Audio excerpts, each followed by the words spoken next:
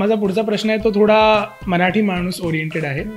कारण असं की तुम्ही मला सांगितलं की तुम्हाला पहिल्यांदा गायडन्स मिळाली तुमचे गुरु केदार शिंदेजी, जसं आपण त्यांना गुरु म्हणू शकतो.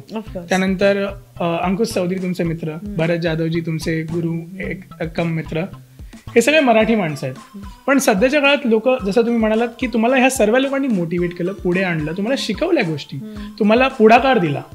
पण आता लोक म्हणतात की मराठी माणूस, म्हणजे सध्या तरी लोक जे म्हणतात ते मी ऐकतोय, मराठी माणूस मराठी माणसाचे पाय खेचतो.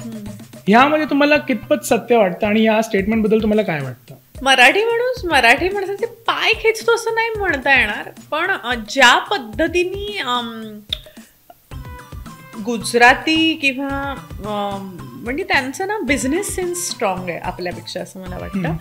तर ती एक क्वालिटी आपण त्यांच्याकडून एम्बाईब केली पाहिजे थोडंसं, असं मला वाटतं की एखादा आणि आता ती आली आहे मराठी लोकांमध्ये की बरेच बिझनेसमॅन आता मराठी लोक बिझनेसकडे वळत आहेत.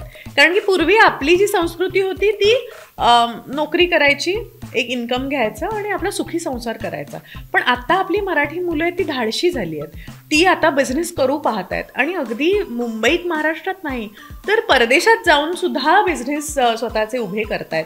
आता जे मला वाटतं एक मोठी चेन आहे, food chain, I think it's Radhakrishna का Gopal Krishna GK in UK, त्यांनी ते वडापाव समोसा पाव मराठी फूडची फूड चेन काढली आहे आणि आज त्यांचे काहीतरी 12 शाखा आहेत UK मध्ये. तर मला म्हणायचं हेच की आता आपण कुठेतरी प्रगत होत चाललो आहोत आणि मराठी माणसं मराठी माणसांना सपोर्ट करतायत.